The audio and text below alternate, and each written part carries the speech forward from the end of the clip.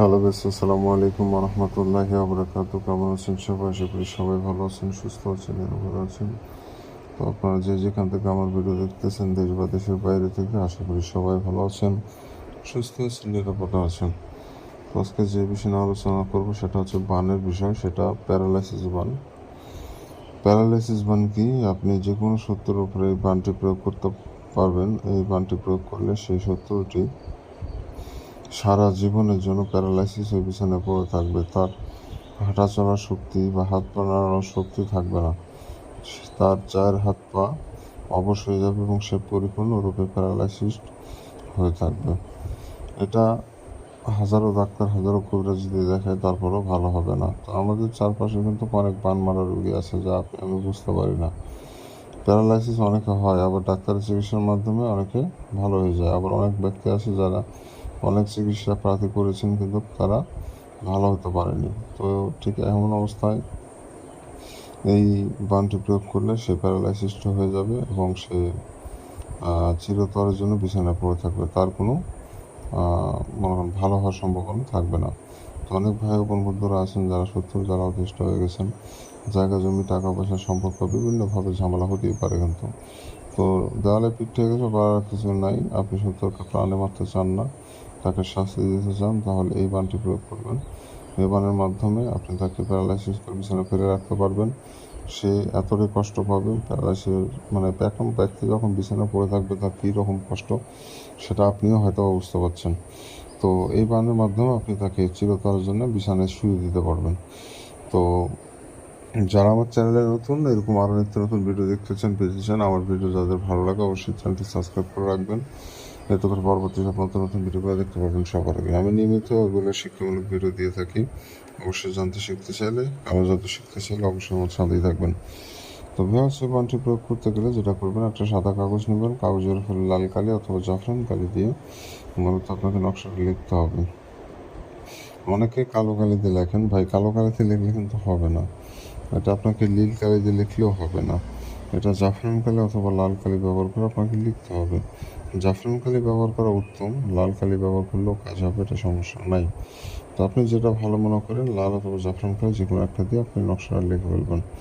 তো এটা যে কাগজের উপর লিখবেন, কাগজটা যেন পাক পবিত্র হয়, কোনো রকম নোংরা আবর্জনা যেন কাগজে ভরে না থাকে। এক কথা ফ্রেশ হতে হবে কাগজটা, এবং নিজেও পাক পবিত্র থাকবেন। যে জায়গায় বসে নকশা লিখবেন, জায়গাটা যেন পাক পবিত্র থাকে, বিষয়টা লক্ষ্য রাখবেন। তো এভাবে দিয়ে সব কিছু লক্ষ্য রেখে আপনাকে মূলত নকশাটা কমপ্লিট করতে হবে। তো যখন নকশা লিখবেন, দিনটা অবশ্যই হতে হবে শুক্রবার। শুক্রবার ব্যতীত অন্য কোনো দিনে নকশা লিখে নকশা কাজ করবে না। অবশ্যই শুক্রবার দিনে আপনাকে ধার্য করে নকশাটা লিখতে হবে। শুক্রবার দিনে রাত 10টার পর নকশা লিখবেন, রাত 12টার আগে রাত 10টার পর। তো এই টাইমে আপনি লিখবেন, নিজে পাক পবিত্র থাকবেন। যে জায়গায় বসে নকশা লিখবেন, জায়গাটা যেন পাক পবিত্র থাকে, বিষয়টা লক্ষ্য রাখবেন। তো নকশা লেখা অবস্থায় কারোর সাথে কোনো রকম কথাবার্তা বলা যাবে না। এই নকশাটা 10 মিনিটের মধ্যে লিখতে হবে। 10 মিনিটের 1 সেকেন্ড যদি বেশি সময় লাগান, তাহলে নকশা কাজ করবে না। 10 মিনিটের মধ্যে সম্পূর্ণ নকশা আপনাকে লিখে ফেলতে হবে। এটা বিষয়টা মাথায় রাখবেন ভালোভাবে। তো যাই হোক বন্ধুগণ, এভাবে করে মূলত সম্পূর্ণ নকশা কমপ্লিট করে ফেলবেন। আর একটা কথা বলি, যে যখন আপনি নকশা লিখবেন, অন্য কোনো চিন্তা ভাবনা মনের মধ্যে রাখবেন না।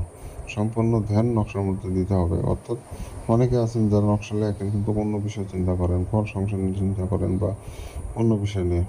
মাথার মধ্যে একটা আর লিখতেছেন আর একটা, তাহলে কিন্তু হইল না। সমস্ত মনস্থির আপনাকে নকশার মধ্যে দিতে হবে। এই জায়গাতে অনেক ব্যক্তি করেন ভুল, যার কারণে কাজ হয় না। কারণ যারা নতুন, তারা এই জায়গায় ভুল করেন, যার কারণে অনেক সময় কাজ হয় না। তো বিষয়টা লক্ষ্য রাখবেন, খুঁটিনাটি কোনো বিষয় বাদ দেওয়া যাবে না। এ টু জেড মানতে হবে, বুঝতে হবে, তারপর কাজ করতে হবে। না বুঝে কখনোই কাজ করবেন না, দরকার হলে 3-4 বার ভিডিও দেখবেন।